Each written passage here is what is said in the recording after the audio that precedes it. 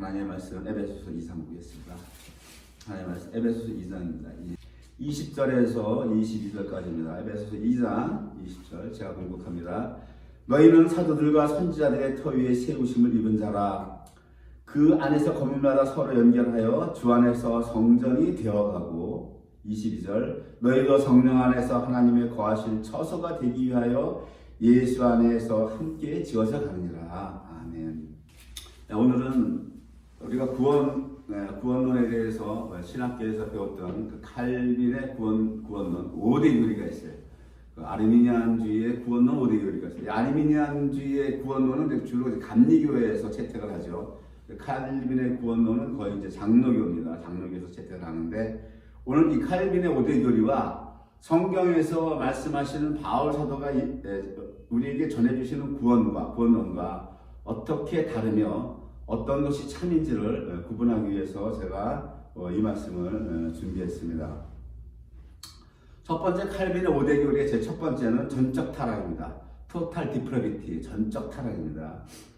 두 번째가 무조건적 선택입니다. 무조건적 선택. Unconditional election, unconditional election. 그 다음 세 번째가 제한적 속죄입니다. Limited atonement. 네 번째가 불강력적 은혜입니다. Irresistible grace입니다. 다섯 번째가 성도의 견인, perseverance of the saints. 이렇게 되는 것이 그 5대 교리입니다. 지금으로부터 약 500년 전에 신학자 칼빈이 이러한 주장을 했는데 신학교를 장로교 신학을 배워갖고 나오신 분들은 다 이것을 배워갖고 나오고 이것이 이제 거의 젖어 있죠. 이것이 젖어 있습니다. 그 전적 타락이라고 하는 칼빈은 하나님께서 그 사람을 위한 구원 계획, 그 구원 계획을 하나님께서 어디에서 시작하셨는가? 하나님께서 어디에서 시작하셨는가? 그 시작 시점을 칼빈이 보는 눈은 전적 타락이라고 하는 거죠. 전적 타락이 어디서 시작됐어요? 에덴 동산이잖아요. 에덴 동산에서 선악과를 먹지 말라는 선악과를 먹음으로 인해서 타락을 했거든요. 그래서 칼빈은 거기에서부터 하나님이 구원 계획을 시작하셨다 이렇게 보는 겁니다. 그 로마서 5장 12절에서 바울 사도도 뭐라고 얘기합니까? 그 선악과 사건에 대해서 이러므로 한 사람으로 말미암아 죄가 세상에 들어왔다고 되어 있어요. 선악과를 먹음으로 인해서 죄가 세상에 들어왔고 죄로 말미암아 사망이 또 왔다고 되어 있어요. 사망이 왔다. 이러므로 모든 사람이 죄를 지었으므로 사망이 모든 사람에게 이르렀다. 선악과 사건으로 인류에게 닥친 것은 죄와 사망이라고 하는 두 가지 문제인데 이것이 가장 큰 문제예요. 우리에게 닥친 문제가 가장 큰 문제입니다. 죄와 사망의 문제. 하나님께서 이걸 해결하시는 거예요. 죄와 사망. 죄는 그리스도의 그 보혈로서 사해 주시죠. 사망은 무엇으로서 우리 문제를 해결합니까? 부활로서 해결하시는 거예요. 이 두 가지 가장 큰 문제인데 이 땅에 살아가는 사람들은요 이 하나님이 보시는 관점에서는 이게 가장 큰 문제예요. 너희에게 가장 큰 문제는 죄와 사망이다. 하나님은 그렇게 말씀하시는데 이 땅을 살아가는 우리는 이거를 별로 못 느껴요. 죄라는 것도 별로 못 느끼고 사망이라는 것도 젊은 시절에는 어떻게 돼요? 20대 30대 때는요 40대까지만 해도 그래요. 천년 만년 사는 줄 알아. 사망이 나랑 전혀 거리가 없는 걸로 안다고요. 60 넘어가야 70대 가야 사망이 오는구나 점점 느껴진다고요. 나이가 차야 느껴진다니까요. 20대 30대 때는 사망이 느껴집니까? 안 느껴지잖아요. 천년 만년 사는 걸로 알잖아요. 천년 만년. 그러니까 나에게 닥친 문제가 죄와 사망이 가장 절박한 문제고 이것이 해결돼야 되는 문제임에도 불구하고 이거를 인지하지 못하고 살아가는 게 인간의 모습이에요. 이게 안 믿는 사람 말할 것도 없고 믿는 사람은 이거에 대해서 절박함을 느낍니까? 예수 그리스도 안에서 믿는 사람들은요 마찬가지예요. 거의 다 마찬가지예요. 죄와 사망을 모르고 살아간다고요. 그냥 무조건적 선택하셨다. 하나님이 unconditional election이라고 이거 맞는 거예요. 맞는 겁니다. 그 하나님께서 선택할 때 어떻게 선택하셨다고 바울 사도 로마서에서 뭐라고 얘기합니까? 로마서 9장 11절에 그 자식들이 누구예요? 그 이삭의 아들 그 형이 에서잖아요. 동생이 야곱이고 에서와 야곱이 아직 태어나지도 않았다고 하는 거예요. 아직 태어나지도 않았다. 그리고 뭐라고 합니까? 무슨 그들이 선한 일이나 악한 일을 행하지도 아니했는데 택했다라고 하는 거예요. 택하심이.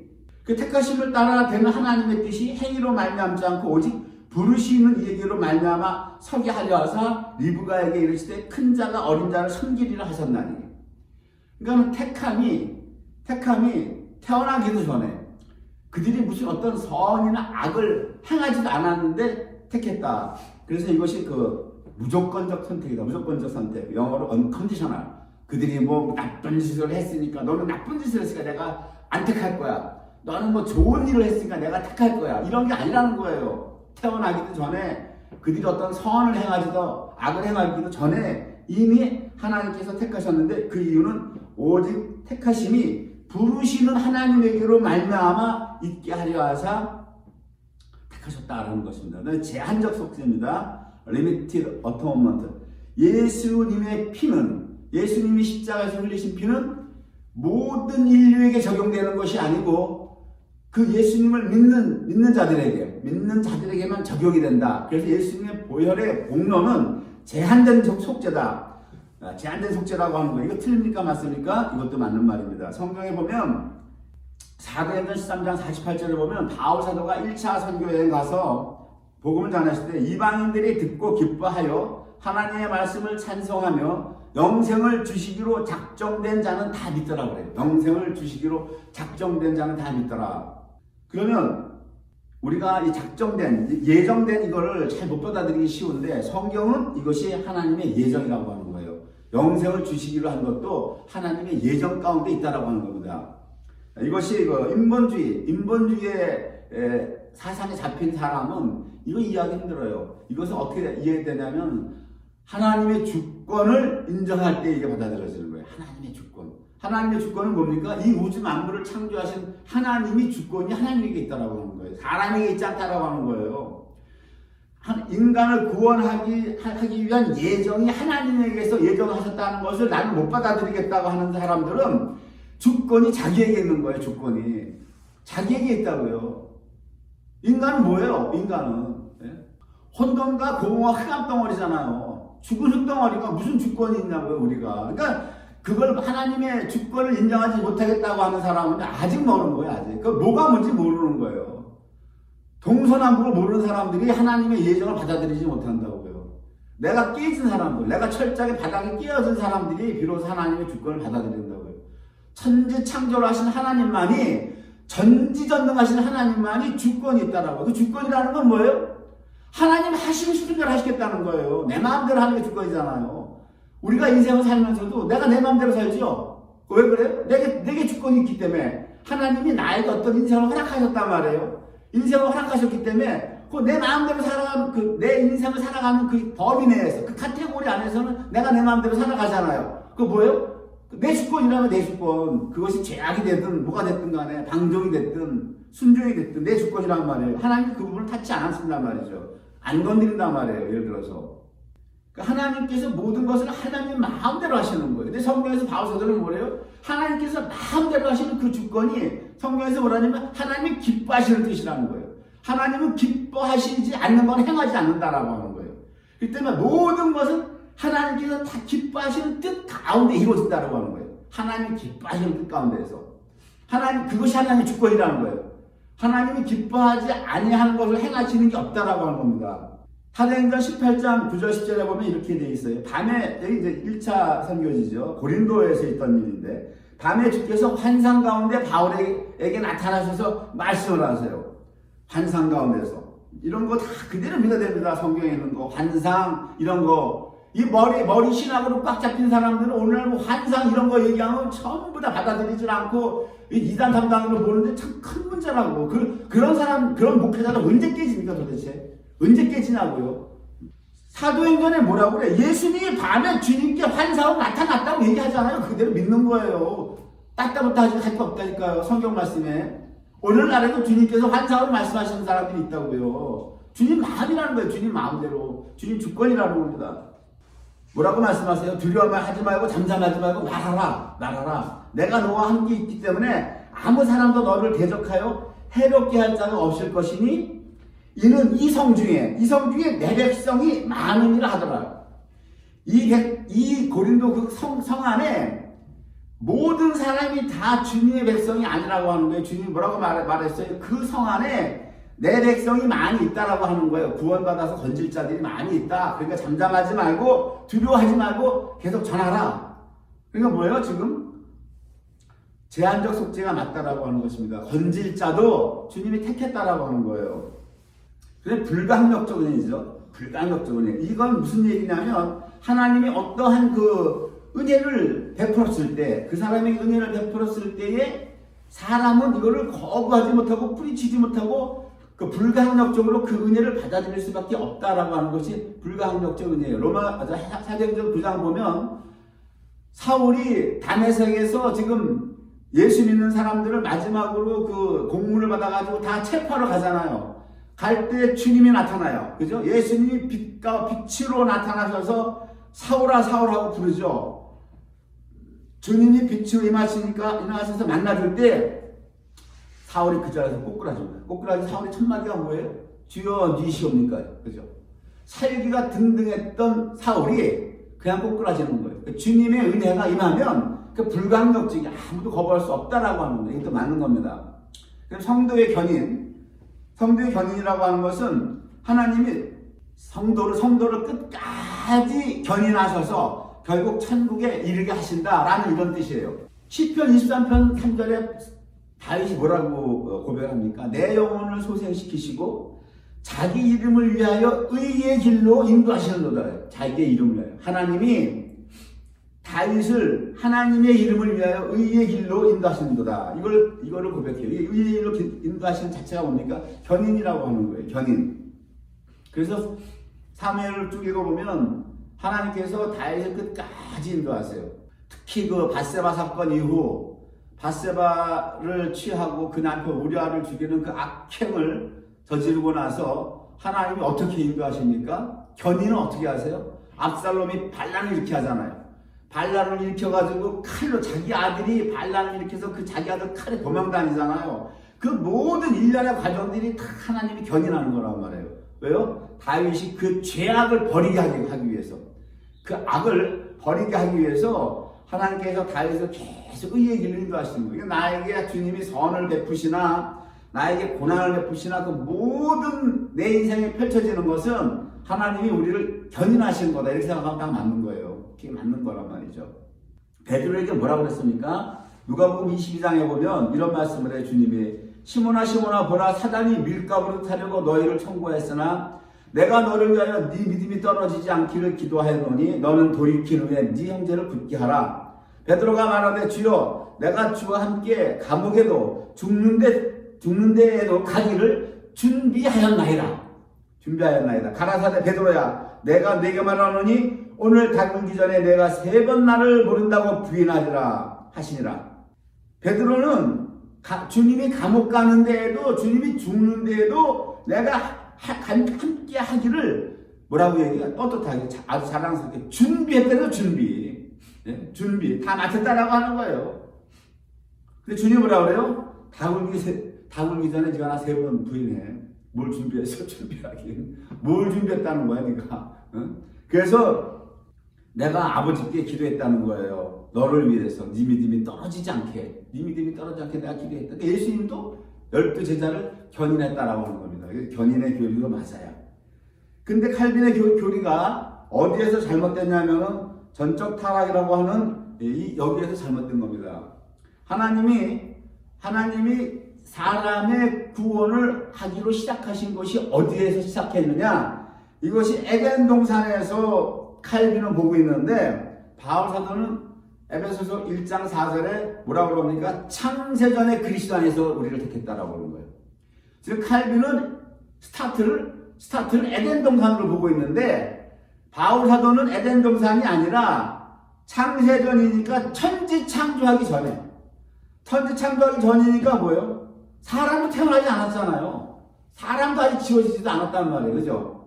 사람이 창조도 안 됐고 천지도 창조가 되지 않은 그 영원에서 하나님이 택했다라고 하는 거예요. 이거 이해가 돼요, 여러분? 이거 누가 할 수 있어요? 그 전지전능하신 하나님께서만 할 수 있는 거예요. 영원에서 할 수 있다라고 하는 거예요. 사도는 이렇게 에베소서에서 말씀을 증거하고 있단 말이죠. 그리고 장로교에서 이 교리를 반대하는 것이 이제 아리미니안 교리예요. 아리미니안주의 교리는 이제 감리교에서 택하는데 이건 뭐 너무나 허접스럽고 이래서 일단 소개는 드릴게요. 다 이거 쓰레기통에다 버려야 돼요. 아리미니안주의는 이 교리입니다. 전적 타락을 아리미니안주의는 부분적 타락이라고 하는 거예요. 부분적 타락이다. 이것을 칼빈은 아주 토탈 디프로비트라고 그러는데 이 아리미니안에서는 요 부분적으로 타락했다라고. 왜? 우리 속에 사람을 보면 도와주고 싶은 마음도 있고, 선을 베풀려고 하는 것도 어느 정도는 있기 때문에 완전 타락 아니다라고 얘기하는데 성경에서 그거 아니라고 그래요. 완전 타락입니다. 완전 타락이고. 그다음에 무조건적 선택하셨다. 하나님은 무조건적 선택이 맞아요. 로마서 9장 11절에서도 지금 바울사도가 그들이 태어나기도 전에 선이나 악을 행하기도 전에 택했다라고 그랬는데 여기서는 조건적 선택이에요. 조건적 선택이라고 하는 건 뭐냐면 인간에게 가능성을 두는 거예요. 하나님이 그 사람을 구원할 때 예지예정하셨다. 예지예정이라고 하는 건 뭐냐면 복음을 전했을 때 그 사람이 받고 복음을 받아들일까 안 받아들일까 그걸 하나님은 전제하시니까 안단 말이에요. 그 복음을 받아들일 사람은 하나님이 택하고 복음을 안 받고 뿌리칠 사람은 하나님이 택하지 않았다. 조건적 선택이다. 이렇게 주장해요. 그다음에 보편적 속죄, 제한적 속죄가 아니라 예수님이 흘린 피는 모든 인류를 다 속죄한다. 이게 보편적 속죄예요. 그 다음에 하나님이 은혜를 베풀었을 때 그 사람은 그 은혜를 저항하지 못한다. 불강력적이다라고 얘기하는데 여기에서는 저항할 수 있는 은혜라. 하나님 은혜를 베풀어 줌에도 불구하고 내가 그거를 안 받아들이고 저항할 수 있다. 이런 은혜다라고 하는 거예요.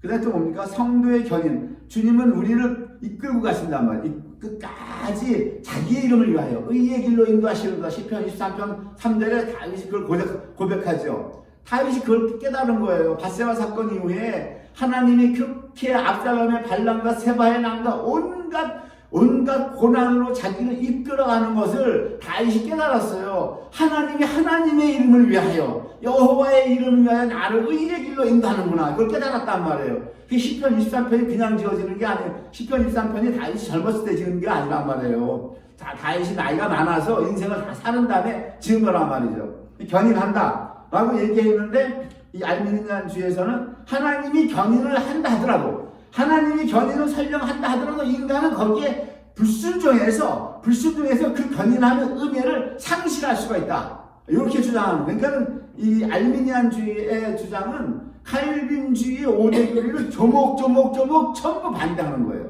반대하는데 이 성경적으로 지지를 받으면 모르는데 전혀 성경적 지지를 받지 못하는 이 학자들은 나름대로 반대 성경 구절을 들이대는데 전혀 그런 뜻이 아닌 거예요. 때문에 이것은 뭐 허접스러워서 하지만 이것은 아리미니안주라고 이 교리가 있어요. 이것이 지금 뭐 세계 교회사에서 내내 지금 흐르고 나오는 흐름인데 이래서 제가 소개는 해드렸어요. 문제는 지금 오늘 중요한 것은 이게 중요한 게 아니고 칼빈의 5대 교리도 중요한 것이 아니고 그렇다면 성경에서 너희는 사도와 선지자들의 터위에서라고 하는 거예요.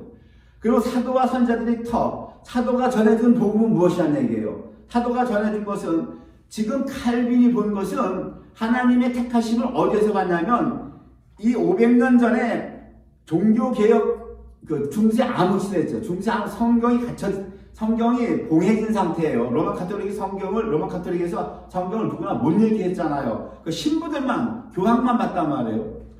그런 상태에서 칼빈이 나름대로 이 성경을 보고 연구를 해서 이렇게 체계를 만들어 놨는데 지식이에요. 지식으로 본 그 체계는 하나님이 인류를 죄에서 건져낸다고 하는 요 단순하고 이 범위가 시야가 좁은 각도에서 딱 풀어낸 게 칼빈의 5대 교리란 말이에요.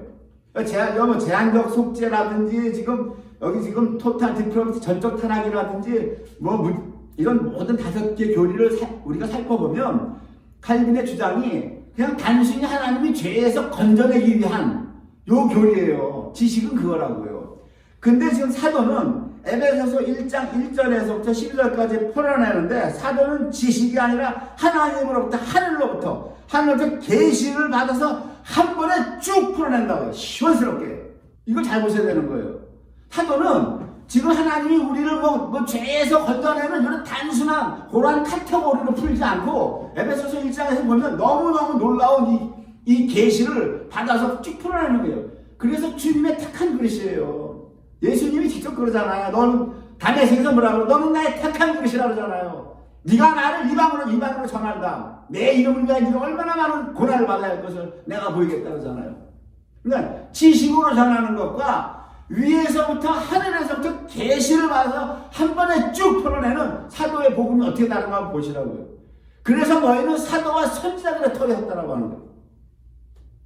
물론 편지니까 에베소서 1장 1절 2절은 이제 인사말이 들어가요. 1장 1절 2절 봅니다. 하나님의 뜻으로 말미암아 그리스도 예수의 사도된 바울은 에베소에 있는 성도들과 그리스도 예수 안에 있는 신실한 자들에게 편지하노니 하나님 2절 하나님 우리 아버지와 주 예수 그리스도로 쫓아 은혜와 평강이 너희에게 있을지어다. 이 인사를 해요. 인사말이 끝나고 나서 3절부터 본론으로 쭉 들어가는데 얼마나 시원하게 쫙 풀어내는지 보시겠습니다. 자 보세요. 사도는 지금 뭐 죄에서 구원 뭐 이런 게 아니라 첫 포문이 찬송하리로다. 찬송하리로다. 뭘 찬송하라는 거예요 도대체? 찬송하리로다요. 지금 칼빈은 토탈 디프로미티죠. 전적 타락으로 입을 여는데 사도 바울은 전적 타락으로 입을 열지 않고 첫 마디가 찬송하리로다. 뭘 찬송하는 거예요? 하나님 곧 우리 주 예수 그리스도의 아버지 우리가 얘기하는 성부 하나님이에요.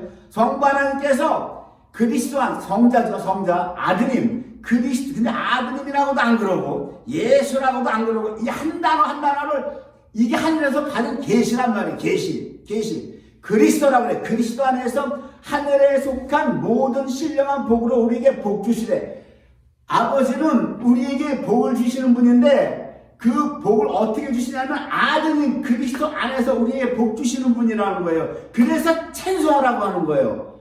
근데 4절 봅니다. 4절 창세전에 그리스도 안에서 우리를 택하사라고 했어요. 그 다음 절. 자 지금 칼빈은 하나님이 우리를 무조건적으로 선택한 선택이 단지 죄에서 건져내기 위해서 택했다라고 하는 거예요.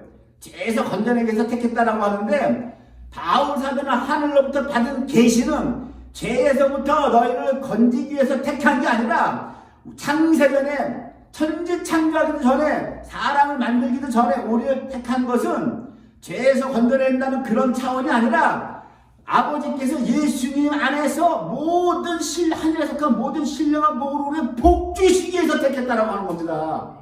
이게 완전 다르잖아요. 지금 차이가. 사람이 성경을 보고 머리로 연구해서 10년, 20년, 30년 골 빠지게 연구해서 본 결과는 이거밖에 아니야. 주님이 사람을 죄에서 건지려고 택해서 40년, 50년 골 빠지게 성경을 수백 번, 수천 번 읽었어도 그거밖에 못 해낸단 말이에요. 하늘로부터 오는 계시는 단 한 방에 풀리는, 한 번에 그냥 쫙 풀리는 거예요. 언제 사도 바울이 지금, 너희를 지금 죄에서 건지려고 해서 하나님이 택했다라고 얘기합니까? 아니라고 그러잖아요. 잘 보세요. 에베소서 1장에 뭐래요? 찬송하려다가 포문을 여는 거예요. 왜 찬송? 아버지께서 아드님인데 뭐예요? 그리스도 아니라고 예수를 빼버렸어요. 그리스도 안에서 하늘에 속한 모든 신령한 복으로 우리에게 복 주시는데 그렇기 때문에 복 주시기 위해서 창세전에 이미 그리스도 안에서 택했다라고 얘기하는 겁니다. 에베소서에 대해서 여러분 이 눈이 안 떠지면요 평생 복음은 하나님이 우리를 죄에서 건져내는 요 카테고리를 못 벗어난다고. 예수 30년 40년 50년 믿어봐야 목사하고 장로가 다 똑같아요. 직분에 관계없이. 무슨 얘기인지 이해되세요?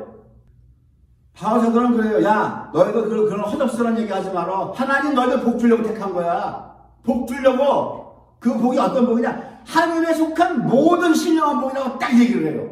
단 하나의 복이 아니라는 거예요. 하늘에 속한 모든 신령한 복이래요. 근데 그 복을 받으려면 조건이 있다고 그래요. 조건. 그 조건이 뭐냐? 우리로 사랑 안에서 그 앞에 거룩하고 흠이 없게 하시려고. 우리가 뭔가를 행해야 되는 거예요. 우리로 사랑은 뭐예요? 사랑이 뭐예요? 여러분 복음이 사랑이에요? 복음 하잖아요. 복음이 사랑입니까? 복음이 사랑이에요? 복음 율법이에요. 네 이웃을 네 몸같이 사랑하라고 했잖아요. 그리스도의 율법이에요. 율법 폐기론자한테는 이게 전혀 에베소서 1장 이거 읽어봐야 1장 4절 읽어봐야 창세전에 그리스도 안에 우리 택했다는 건 이해가 돼도 우리로 사랑 안에서 그 앞에 거룩하고 흠없고 이건 뭔 말인지 전혀 못 알아들어. 못 깨닫는다니까요. 그래서 여기 그리스도 아니라고 하는 거예요. 예수는 죽었잖아요. 우리를 위해서 죽었죠. 예수님 스스로 얘기했어요. 하늘의 미랄이 떨어져, 땅에 떨어져 죽지 않으면 열매를 맺지, 많은 열매를 맺지 못한다 그랬잖아요. 예수님이. 그 하늘의 미랄이 뭐래? 예수란 말이에요. 예수라는 이름, 저희 죄에서 이름 아들을 낳으면 이름을 예수라 하잖아. 이 이름이 자기 백성을 저희 죄에서 건져냈잖아. 그랬잖아요. 그 예수는 자기 백성을 죄에서 건져내기 위해서 죽어서 땅에 떨어졌고, 부활하신 예수가 뭘로 부활해요? 그리스도로 부활하잖아요. 그리스도란 말이에요. 그래서 복음서 마태 마가 누가 요한복음 내내 예수께서 내가 진실로 너에게 이르노니 예수께서밖에 안 나오는데 부활하신 다음에 부활하신 예수가 바로 그리스도란 말이에요. 그리스도. 그러니까 지금 뭐예요? 지금 하나님께서 우리에게 주시는 메시지가 뭡니까? 너희 예수께 달라붙어 있지 말라고 하는 거예요. 예수께 달라붙어 있지 말라고 하는 겁니다. 지금 그 예수는 너희의 죄를 위해서 피를 흘리고 죽고 땅에 떨어졌다고 하는 거예요. 예수는, 예? 그래서 샤론의 꽃이라서 샤론의 꽃, 예? 샤론이 뭐예요? 샤론, 들의 꽃이 땅에 떨어져. 샤론의 꽃, 예수님을 얘기한단 말이에요. 우리를 위해서 그 샤론의 꽃이 십자가에 못 박혀서 죽잖아요. 우리가 여기 어떤 메시지예요? 예수께 달라붙어 있지 말라는 거예요. 언제까지 예수께 달라붙어 있으면 니네들 언제까지 부활한 예수 그리스도께 달라붙어 있으라고, 부활하신 예수께 달라붙어 있으라고 하는 거예요. 그래서 바울 사도가 하늘로부터 받은 계시는 뭐냐? 예수 안에 빠져버리잖아요. 그리스도 안에서만 나오잖아요. 지금 한국 기독교가 지금 그리스도 안에 달라붙어야 되는데, 내 전하는 건 예수만 전한다고, 예수만 피만. 그 피가 중요하지 않은 게 아니에요. 물론 피는 중요하지만 더 중요한 건 뭐예요? 살아나신 예수, 부활하신 예수, 거기에 지금 우리가 있냐 없냐라는 거예요. 지금 4절이 뭡니까? 하늘의 모든 신령한 복을 받기 위해서 우리가 그리스도 안에서 생겼다라고 하는 건 뭐예요? 지금 우리가 그리스도 안에 있잖아요. 주님이 우리 안에 들어와 있죠. 우리 안에 들어와 계시단 말이에요. 주님이 성령으로 그리스도가 우리 안에 들어와 있는데, 우리도 그 그리스도 안에서 사랑 안에서 행하라고 하는 거예요. 사랑 안에서 행하라고 지금 바울 사도가 이렇게 얘기하고 있죠. 하늘에 다 계십니다. 사랑이 뭐예요? 율법이란 말이에요. 그리스도의 율법. 하나님 사랑, 이웃 사랑. 그 율법을 이루는 자가 하나님 앞에 거룩하고 흠이 없게 된다라고 하는 거예요. 지금 여러분, 예수의 피만 우리가 거룩하게 되고 흠이 없게 되지만, 예수의 피로 거룩하고 흠이 없게 되지만, 하나님이 지금 말씀하시는 거는 너희가 믿음으로 행할 때에, 사랑을 행할 때에. 그래서 믿음과 행함을 또 나누죠. 믿음과 행함이 같은 거란 말이에요. 복음과 율법이 같은 거고, 사랑이 완성된 게 복음이란 말이에요. 예수님이 우리를 사랑해서 돌아가셨잖아요. 십자가에 몸이 다 찢어지면서 죽었잖아요. 예수님이. 그 예수님이 뭘 율법을 이룬 거야. 율법을 이루었을 때 복음이 이루어진 거잖아요. 그쵸? 율법을 예수님이 안 이루셨으면, 십자가에서 안 죽어서 복음이 이루어졌냐고요. 복음이 안 이루어졌죠. 그러니까 이 복음이라는 건 뭐예요? 율법이 완성되는 게 복음이에요. 뭐 복음에서 자꾸 율법을 빼고 나면 뭐가 남냐고, 그러면. 사랑 빼고 나면 뭐가 남냐고, 사랑 빼고 나면. 사랑 때문에 주님이 우리 위해서 죽었는데, 그 율법을 이루셨는데, 그 율법을 다 사랑을 다 폐기시키고 나면 뭐가 남냐고요, 지금. 우리도 그 사랑 안에서, 주님이 주신 그 사랑 안에서, 우리도 그리스도 안에서, 성령 안에서, 날마다 성령 충만하세요. 그래서 바울사도가 서신서에서 성령 충만하라고 이 얘기하는 거예요. 왜 성령 충만하라고 그래요? 우리 보고? 성령 충만해야 우리가 그리스도의 율법을 이뤄나갈 수 있으니까. 사랑할 수 있으니까, 남을. 성령 충만하지 않고 우리가 남 사랑할 것 같아요. 택도 없는 소리예요. 마음으로 할 수 있는 것 같죠? 누가 말 한마디만 던져도 내 안에 상처가 있어서 팍팍 튀어나가잖아요. 마음은 아닌데, 마음 그렇게 안 하려고 하는데, 상대가 말 한마디 던져도 나도 모르게 탁 튀어나가잖아요. 왜 그래요? 성령 충만하지 못해서. 성령 충만하라고 하는 거예요. 하늘의 모든 신령한 복을 주시기 위해서 너희를 택했다라고 하는 거예요. 택했는데 너가 이거 공짜로 못 받아 하는 거예요. 예수 그리스도의 피는 너희가 공짜로 받았어. 그게 은혜야, 선물이야. 에베소서에서 얘기하잖아요. 2장 8절에서 얘기한다고요. 그거는 예수 그리스도의 피는 은혜고 공짜고 선물이고, 믿음으로 말미암아서 받았어. 행위로 말미암지 않았어. 이 같은 에베소서 2장에서 바울사도가 그걸 얘기한다고 해요. 1장에서 뭐라고 그래요? 바울사도가 그러나 하늘의 신령한 모든 복을 받기 위해서는 그냥 공짜로 안 된다라고 하는 겁니다. 너희가 그리스도 안에서 반드시 사랑을 행하라고 하는 거예요. 그래야 그 앞에 하나님 앞에 거룩하고 흠없는 자들이 되고 하늘에 속한 모든 신령한 복을 받는다라고 하는 거예요. 하나님께서 그것이 하늘에 신령한 모든 복을 주기 위해서 너희를 창세전에 택했고 너희가 그리스도 안에서 성령 안에서 행하는 삶이 하나님이 그 기쁘신 뜻이라는 거예요. 기쁘신 뜻 5절. 그래서 우리를 예정했다라고 하는 예정했다. 예정해서 예수 그리스도로 말미암아 자기의 아들들이 되게 하셨다라고 하는 거예요. 하나님의 아들들.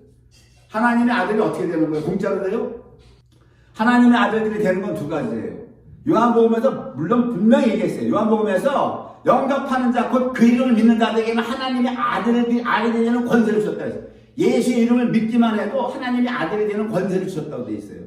그런데 사도는 에베소서 로마서 서신서 전체에서 보면은 뭐라고 얘기합니까?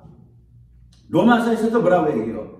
성령과 함께 행하는 자들, 그들이 곧 하나님의 아들이라고 해요. 성령과 함께 행하는 자들. 성령과 함께 행하지 아니하는 자들은 하나님을 기쁘게 하실 수 없나니 그래요. 하나님을 기쁘게 하실 수 없다 그래요. 그래서 여기 오늘 중요한 게 있어요. 하늘에 속한 모든 신령한 복이 뭘까요? 이걸 우리가 알아야 돼요. 그렇잖아요.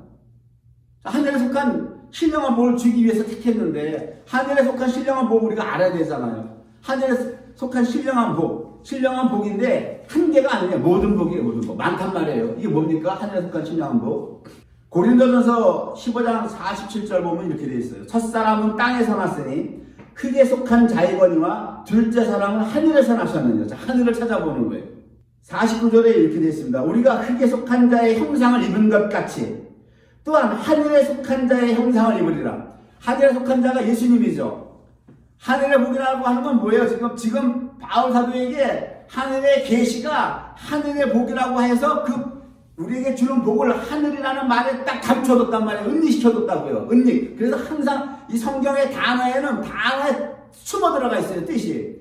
그래서 하늘에 속한 건 뭡니까? 하늘에 속한 복은 첫 번째 부활이라고 하는 거예요.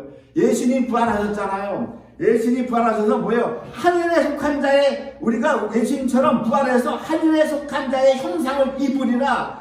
부활장에서 고린도전서 15장 부활장에서 15장 49절에 바울사도가 이 얘기를 지금은 우리가 흙에 속한 자의 형상을 입고 있는데 아직은 우리가 이 흙에 속한 자의 형상을 벗고 나면 하늘에 속한 자가 누구예요? 예수 그리스도잖아요. 예수 그리스도의 형상을 입으리라고 하는 거예요. 그러니까 지금 찬송하리로다 하고 지금 하나님 우리에게 복주는 복주의 첫 번째 복이 뭡니까? 부활의 복이라고 하는 거예요. 부활의 복. 부활의 복이라고 하는 거예요. 아까 우리가 그 선악과를 먹었을 때 첫 번째가 뭐예요? 죄와 사망이었잖아요. 죄와 사망이었는데 하나님께서 하늘에 속한 복은 뭡니까? 우리를 부활인데도 어떤 부활? 그 형태가 어떤 형태예요? 그냥 천사와 같은 부활이 아니고 예수님과 똑같은 그러한 부활체를 주신다는 거예요. 예수님 맏아들이라고 해서 맏아들. 우리는 양자잖아요. 양아들이잖아요. 그때 예수님의 그 맏아드님의 그 형체랑 똑같은 부활을 우리에게 주시는 것이 하늘의 첫 번째 복이에요. 근데 그 부활만 복이냐? 여기 뭐 부활만 복이면 그냥 하늘에 속한 신령한 복으로 우리에게 복 주시겠다. 이렇게 말씀할 텐데 하늘에 속한 모든 복이래요. 부활 말고 또 있다라고 하는 겁니다. 여기가 에베소서 1장 3절이. 그래서 바울이 찬송하리로다 하는 거예요. 찬송하리로다. 하늘에 신령한 모든 복이라고 그랬잖아요. 찬송하리로다. 그 다음에 뭡니까? 6절이에요. 6절에 보면 이는 그의 사랑하시는 자 안에서 우리에게 거저주시는 바 그의 은혜의 영광을 찬미하게 하려는 것이라. 자, 하나님의 아드님의 형상으로 부활시킨 다음에 우리가 그리스도 안에서 사랑을 행해서 그리스도의 율법을 완성하는 자들이 하나님의 아들들이라는 거예요. 하나님의 아들들인데 그리스도의 율법 사랑을 완성하는 하나님의 아들들에게는 그의 사랑하는 자가 누구예요? 예수님이죠. 아버지가 아들을 사랑하잖아요. 아버지가 언제나 아들만 사랑한다고. 성자 예수 그리스도만. 이는 아버지께서 그의 사랑하는 예수님이에요. 사랑하시는 자 안에서 우리에게 거둬주시는 바 그의 은혜의 영광을 찬미하게 하려는 것이야. 여기에도 또 감춰져 있다고요. 자, 아버지가 성부께서 성자 안에서 우리에게 거둬주시는 뭐가 또 있다는 거예요. 이건 부활을 얘기하는 게 아니에요. 예수님이 못 받은 게 있어요. 받지 못한 게 뭡니까? 천년왕국이잖아요. 천년왕국. 천년왕국을 못 받았단 말이에요. 아드님이. 십자가에 달려서 돌아가셔가지고 주님이 승리를 했어요. 승리를 하셨지만 주님이 아버지한테 받아야 될 건 뭐예요? 천년왕국을 못 받았어요. 못 받았어요. 받아야 되잖아요. 6절이 뭡니까? 우리가 그 아드님을 통해서 천년왕국을 주시는데 우리에게도 거둬주신다고 하는 거예요. 그 뭡니까? 이 조건이 아무나 못 들어간다고 하는 거예요, 여기. 그래서 그리스도 안에서 너희가 성령 안에서 사랑을 완성하는 자에게 거둬주신다는 거예요. 근데 우리가 예수님 안에서 사랑을 완성한다고 해도 우리가 예수님처럼 100% 완전하게 완벽하게 완성할 수 있어요? 못하잖아요. 못한단 말이에요. 우리가 이 땅에서 살면서 주님의 사랑을 실천한다 해도 우리는 언제나 부족하고 언제나 우리 미완성이에요. 이 땅에서. 미완성이기 때문에 주님께서 뭐예요? 그걸 거둬주시는 거예요. 천년왕국을. 거둬주시는 거란 말이에요. 그래서 아까 하늘에 모든 신령한 복이라고 되어 있죠? 모든 신령한 복. 그렇죠? 모든 신령한 복. 첫 번째가 부활을 얘기하는 거예요. 부활의 복을 얘기하고 두 번째가 뭡니까? 천년왕국에 들어가는 거예요. 그 6절에 거기서 하나님이 천년왕국을 아드님에게 열어주시면서 우리도 거기에 거쳐 들어갔는데 그래서 그 은혜의 영광을 찬미하게 하는 것이라. 찬미. 우리가 아버지께서 거기서 영광을 받으신단 말이에요. 영광을 받으세요. 그 다음에 또 7절에 보면 7절에 보면 우리가 그리스도 안에서 그의 풍성함을 따라 우리가 그리스도 안에서 그의 은혜의 풍성함을 따라 그의 피로 말미암아 구속과 죄상을 받았다. 자, 바울 사도가 언제나 예수 그리스도의 종 바울의 서신서 1장 1절에 보면 항상 그렇게 나와요. 지금 에베소서에도 그러잖아. 그리스도의 예수의 사도된 바울은 항상 예수가 앞서 나왔단 말이에요. 그래서 에베소서 1장에서 예수를 딱 봐도 그리스도만 나왔죠. 하늘의 신령한 복을 받는데 그리스도 안에서 받는 복이 있고 예수 안에서 받는 복이 있다라고 하는 거예요. 그래서 7절에서는 예수가 이제 나와요. 피가 이제 등장한다고요. 피가. 그 1장 12절 보세요. 12절 봅니다. 12절. 이는 그리스도 안에서 전부터 바라던 우리로 그의 영광에 찬송이 되게 하려 하시니라. 자, 6절에서 하나님이 은혜의 영광을 찬미하게 하려 하셨고 12절에서 그리스도 안에서 또 주님이 영광의 찬송을 받으세요. 네? 받으신다고. 두 번을 찬송을 받죠. 두 번을요. 이게 뭡니까 이게 지금? 지금 사도는 두 번을 얘기해요. 뭐 하나님이 찬양 받으시는 거 두 번만 받으시겠어?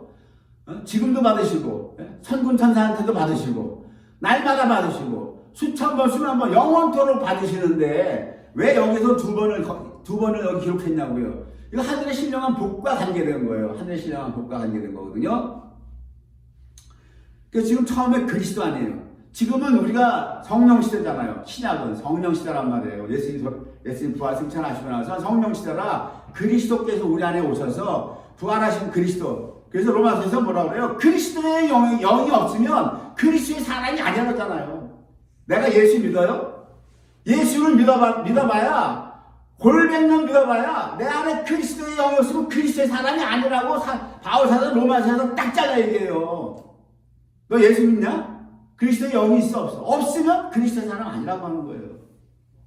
7절에 뭡니까? 7절에서 우리가 그리스도 안에서 그의 은혜의 풍성함을 따라 그의 피로 말미암아 구속과 죄상을 받았다 이렇게 얘기 나와요. 그리고 여기서 지금 중요한 걸 얘기해요. 중요한 걸 얘기했는데 그 뜻의 비밀 그 다음에 뭡니까? 그 기쁘심을 따라 그리스도 안에서 때가 찬 경륜 그것을 위하여 예정하신 것이다. 하나님이 우리에게 복 주시려고 예정했잖아요. 창세전에 택했죠. 창세전에 택했잖아요. 하나님이. 잘 보세요. 하나님이 창세전에 우리를 택하시고 예정한 것은 하늘의 신령한 모든 복을 주기 위해서 택하고 예정했단 말이에요. 예정했는데 예수님에게도 성부 하나님께서 예정해 놓은 게 있다라고 하는 거예요. 예정해 놓은 게. 예수님에게도. 뭐 성자 하나님한테 뭔 예정이 있겠어? 성부 하나님, 성자 하나님, 성령 하나님, 삼위일체 하나님인데. 예? 바울 사도는 안 그런 거예요, 지금. 예수 그리스도 안에서 때가 찬 경륜을 예정했다라고, 때가 찬 경륜이 있다라고 하는 거예요. 이게 뭐냐고요, 그러면. 맨날 예수 피만 전하니까 이런 거 하나도 못 보는 거야. 이런 거는 예수 피면 자동 천국 간다고 있다고 소리를 하니까. 예수님에게도 성부 하나님께서 때가 찬 경륜을 예정해 놨는데 그 뜻이 그 비밀이었다는 거예요. 비밀. 무스테리온 비밀이었다는 거예요. 이제 이 비밀을 바울 사도가 지금 하늘의 계시를 받아서 신약 성경에서 쭉 풀어서 우리가 설명해 주고 있는데 이거 알고 있는 거예요. 지금 2000년 전에 성경을 완성해서 주고 있는데 2000년이 지나서 예수 믿는 우리가 이거 알아야 될 거 아니에요. 우리로 하늘에 신령한 모든 복을 받기 위해서 예정했어요. 택했단 말이에요. 창세전에 택했는데 그 하늘에 신령한 모든 복의 첫 번째 복이 뭐냐? 주님과 똑같은 부활하는 복. 두 번째는 우리가 천년왕국에 들어가는 복. 천년왕국 그냥 못 가고 너희가 성령 안에서 그리스도 안에서 사랑을 행했을 때, 율법을 행했을 때 천년왕국 들어간다고 에베소서 1장에서 얘기하고 있잖아요. 그 다음에 뭡니까? 이제 그거 말고 피로 들어가는 복이 있다라고 하는 거예요. 저 뭐예요? 이것이 주님이 천년왕국을 다 마치고 나서 아버지 하나님께 나라를 바칠 때 이것이 창세기로 따지면 일곱째 날이라고요. 일곱째 날 하나님이 안식에 들어가죠. 영원 무궁한 세계로 들어가시는데 그래서 7절에부터는 피가 나오는 거예요. 이 피는 뭐냐면 비록 그리스도 안에서 내가 성령 충만한 삶으로 사랑을 그리스도 율법을 완성하지 못한 쭉정이로 살았어도 이것이 뭡니까? 피가 있기 때문에 이 피는 뭐예요? 지성소의 구원이란 말이에요. 예수 그리스도 안에서 우리가 사랑의 율법을 행하는 것은 성소의 구원이란 말이에요. 성바로 따지면 성소 분향단과 떡상과 등대가 있잖아요. 성막으로 비교하면. 근데 예수 그리스도의 피의 구원, 이건 지성소란 말이에요. 이것은 대제사장이 예수 그리스도만 할 수 있는 구원. 그래서 바울 사도가 지금 이 피를, 예수 그리스도의 피를 두 번째로 내놓다고. 두 번째로. 왜? 순서가 주님의 천년왕국이 먼저 열리거든요. 예수님의 천년왕국이 먼저 열리기 때문에 그리스도 안에서 자꾸 얘기한단 말이에요. 주장하는 것이. 그러면 마지막이 뭐예요? 예수님이 그 천년왕국을 아버지 하나님께 바칠 때라고 되어 있잖아요. 바칠 때. 그래서 뭡니까?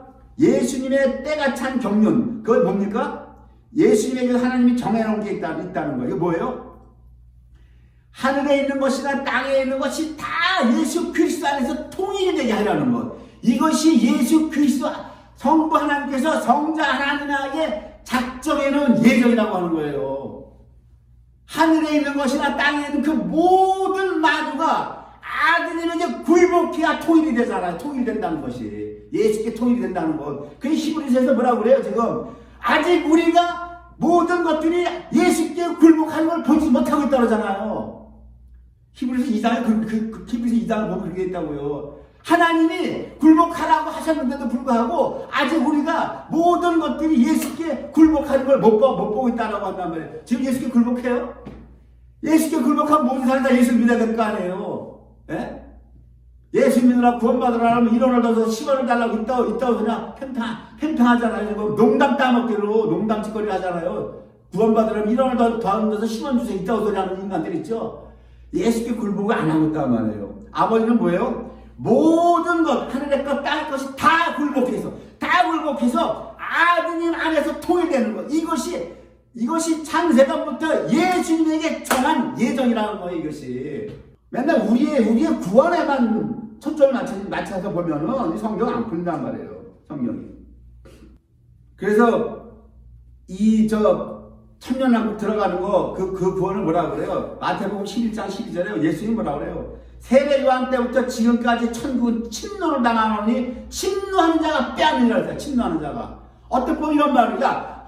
하나님의 구원은 은혜인데 선물인데 뭘 침노를 해 그러죠. 전혀 천년왕국 들어가는 건 침노하는 자가 들어간다. 침노하는 자. 이 헬라어 침노한다고 하는 이 비아제타이라고 하는 건 힘쓰는 사람들이 들어간다는 거예요. 힘쓰는 자들이 차지한다는 거예요. 성령으로 내가 은사를 받아서 능력을 받아서 이웃을 사랑하려면 기도 안 하고 돼요? 기도하는 게 얼마나 힘들어요. 중노동, 상노동이야. 한번 해보신 분 다 알지만, 하루 두세 시간, 많이 두세 시간 한번 해보라고. 그 비아제타이라는 헬라어가 힘쓰는 자들이 천년왕국 들어간단 말이에요, 이게. 네? 맨날 선물이야, 공짜 좋아하다가는 천년왕국 못 들어가. 왜 예수님이 뭐라 그래요? 바깥 어두운데 지옥불에 들어가 있다. 마지막에 올라온다. 왜? 마지막에 올라와서 하나님이 열려주는 새하늘과 새 땅, 신천, 일곱째 날이죠. 거기는 들어간다는 거예요. 왜 들어가요? 축정이가 내가 너희가 성소의 구원은 너희가 못 이뤘지만 내가 너희를 위해서 지성소의 구원, 그 피로 지성소의 구원을 이뤄놨기 때문에 그 마지막 신천신지 요한계시록 21장 22장 거긴 들어가는데 20장에 열리는 첫째 별 거기 못 들어간다고 성경 분명히 되어 있다고요. 지금 에베소서 1장이 그 얘기하고 있어요. 1장이 1절에서부터 12절까지가. 그래서 12절에 뭐예요? 이는 그리스도 안에서 전부터 바라던 우리로 그의 영광에 찬송이 되게 하시느라.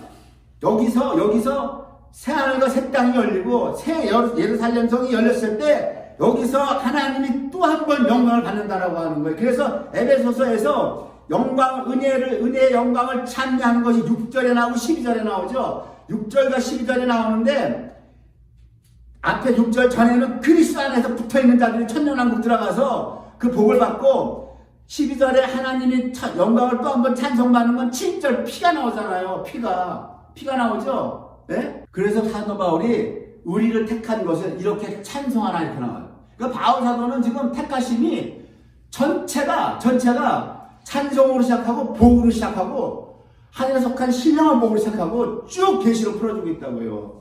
그냥 뭐 죄에서 너희를 건지려 이런 좁은 시야가 아니에요. 지금 하나님의 전체 경륜 안에서 우리를 택했다라고 하는 걸 보여주고 있는 거예요. 지금 네? 종말론까지 1장 1절에서부터 이 12절까지 지금 성경 전체 종말론을 다 펼쳐서 지금 설명하고 있다고요. 이것이 바울 사도께서 지금 우리에게 가르쳐주고 있는 택함의 논리가 되는 거예요. 택함의 논리가 되는 겁니다. 그래서 보세요. 얼마나 놀랍습니까? 계시를 풀어주는 것이. 그래서 너희는 사도와 선지자들을 통해서라고 하는 거예요. 시간이 많이 되었으므로 다 준비한 걸 못하겠습니다. 다음에 하기로 하고 마치고 기도하기로 하겠습니다.